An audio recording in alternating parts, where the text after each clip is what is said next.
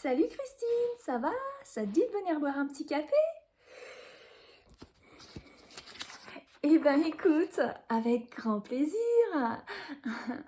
Et puis si tu veux, après on pourrait aller se faire un petit cinéma, tu sais. Il y a le nouveau thriller là qui vient de sortir. Moi j'adore les thrillers. Eh ben écoute, avec grand plaisir. Et puis le week-end prochain, si ça te dit, on pourrait monter, faire un week-end de ski. La neige vient de tomber, ça pourrait être chouette, ça te dit? Eh ben, écoute, là encore, avec grand plaisir.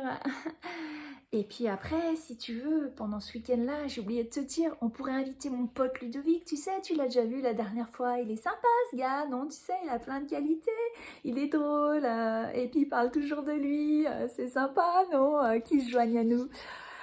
Eh ben écoute, avec grand plaisir de faire un week-end de ski avec toi et ce fameux Ludovic que j'affectionne particulièrement.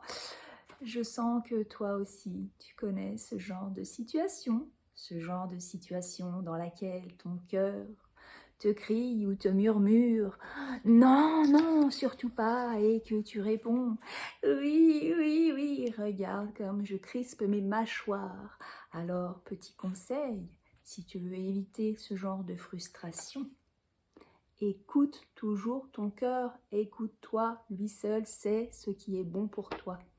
Et je t'invite aussi à méditer sur les raisons qui te poussent depuis ton plus jeune âge, certainement depuis ta tendre enfance, à ne pas oser te positionner en fonction de ce qui émane de ton cœur. Alors, il y a sûrement des peurs derrière. Je vais faire une petite liste. Elles ne sont pas exhaustives, mais peut-être que tu as la peur du rejet, la peur de décevoir, la peur de ne pas être à la hauteur, la peur du conflit, la peur du regard des autres. Mais ça, ce sera l'objet d'une autre vidéo. Je te laisse méditer sur le sujet et encore une fois, écoute toujours ton cœur. Lui seul sait ce qui est bon pour toi.